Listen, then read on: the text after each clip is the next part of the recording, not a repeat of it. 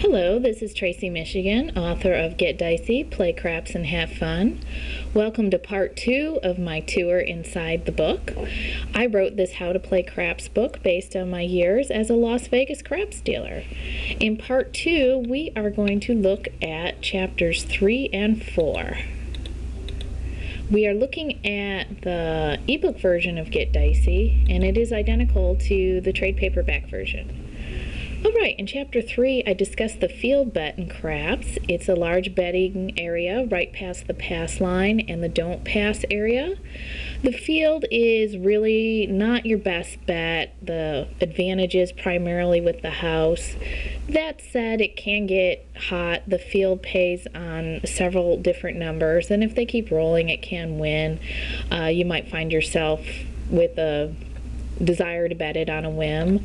There are some payoff variations in the field depending on what casino you're at, so I tell you how to look for that. And there's a couple basic strategies for the field if you so choose to look at it. But once again, a lot of craps players, especially those who know how to play craps, don't really play the field much. Alright, Chapter 4, we're into the proposition bets. And those are the bets in the center of the craps game in front of where the dealer who has the stick works. And these are all the little side bets you can make, your hard ways, like your hard 8, your hard 10, your horn bet, your any craps, your any 7. You can bet the 11 and the 12. And those are all called proposition bets, or prop bets for short. So I start out by talking about the hard ways, and there's a table in there that discusses how they pay, because the 4 and 10 pay a little different than the 6 and 8. And I also talk about how you will need to know what you want to do when the game is coming out or there's a point number, because your bets will be turned on or off automatically. And you'll need to decide if you want to have them off on the come out or not. So I talk about that because when you're on the game and you're playing hard ways, your dealer's going to ask you about that perhaps, or not. And either way, you need to know what's going on. And then I go through all the other one-roll bets in the prop box. The horn bet, not a good bet, but it is very interesting, so I spend quite a bit of time describing that.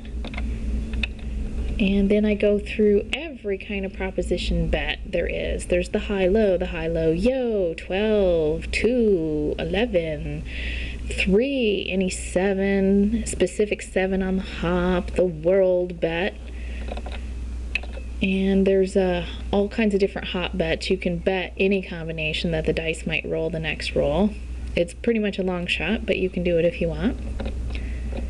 Alright, so that takes us through chapters 3 and 4. In the next part of this series, we will start with chapter 5, which is where I discuss power pressing and very specific strategies for playing the game. And there's some advanced strategies in there, and that's kind of the real nitty-gritty of this book, and we'll get to that in part 3. If you would like to read an excerpt from Get Dicey, please go to www.getdicey.com, and you can also download a free How to Play Craps report at that page as well. Thanks for watching, and good luck!